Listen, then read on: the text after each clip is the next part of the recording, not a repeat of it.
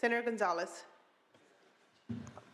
Thank you, Madam President, and I want to take a moment to thank the author for bringing this forward. And I think why so many of us are really interested in speaking is because we've gotten all of these letters and it's been very personal. In fact, I have like a change.org petition against me for supporting this bill from one of what I would think a city that I absolutely admire, but a city that has often been against every single housing bill, I think, even if it seems less impactful, they've been against. This is a city that has very few units of affordable housing. In fact, 90% of the city is single-family homes.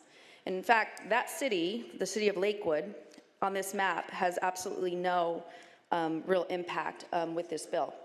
But I have other bills, other cities, the cities of Commerce, Cudahy, Paramount, and Southgate, who come to Sacramento and talk about receiving $250 million in TIRSIP funding to be able to get a transit line, $14.5 million, 14.5 miles, excuse me, it's been a long day, 14.5 miles of light rail from Artesia to LA Union Station. What do we want? Just a light rail line? No, we want housing with it. And that's exactly what I'm fighting for here, and I think Sb79 exactly speaks to this. I'm bullish on this because I see the vision for the Southeast. The Southeast LA area has often felt very neglected. In fact, the city of Maywood, who isn't in opposition, is one of the most dense cities in all of this, of not just the state of California, but the country. There's 24,000 people living in 1 square mile. It's overcrowded.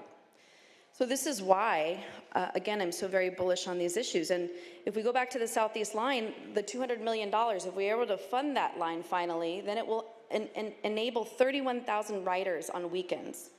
31,000 riders to get to work, not just for the Olympics, not just for the World Cup, but to get to work and actually have a line that is zero emissions, to have a line that gets working people to and from their home, to and from school, etc. And so I encourage, this is really a message for my cities, I encourage them really to think, when they oppose these bills, to really think hard about what they're opposing. Don't just tell us local control when we have homelessness happening. Don't just tell us local control when you have residents that really need these types of really impactful transit projects. And I just want to, again, thank you for bringing this forward. I know you'll continue to work on this. I know the good senator from San Francisco will do that. And I urge an aye vote and really just want to thank him for doing that. And I urge the cities that are opposing, if you're going to oppose this bill, then what I would say too is then you need to also provide affordable units and really make an effort to do that. Some of the cities on this list that I have in my own district don't even have their housing elements up to date. That tells you how much they really care about housing. And to me, that's really offensive, not just to me as a legislator, but to the folks that we all represent mutually. So with that, I respectfully ask for an aye vote.